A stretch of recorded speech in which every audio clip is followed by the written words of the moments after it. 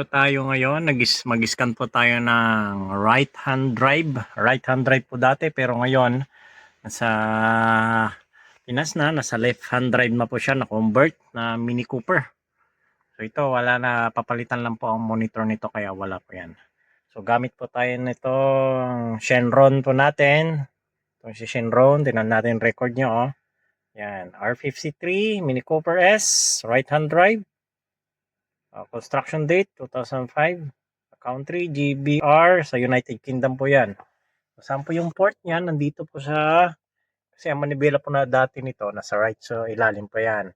Pero kung locally purchase, kapag nasa Pilipinas naman, nasa left, nasa ilalim din po yan yung mga Mini Cooper. Ayan, nag-i-scan po tayo ngayon. May smart link gamit ng Launchpad 7 Elite. Ayan po.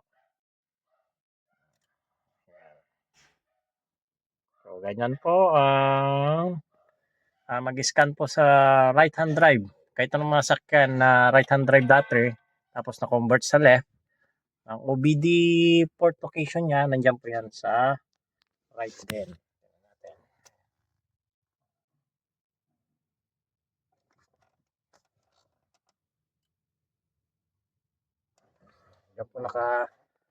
Yan po nakalagay yan. So again, sa mga naka-right-hand drive, pag na-convert ng left, kung hanapin ninyo kung nasaan yung OBD port niyan, nasa right pa rin yun, nasa ilalim. Minsan, karamihan, nandun po nakalagay talaga sa right. Ayun, at kung nalagyan man nila ng sakit na mas mahabang wire, either nasa gitna po to, yung iba nasa gitna po to, na nakatago. So, ganun po to. Ito po ay Mini Cooper SR53.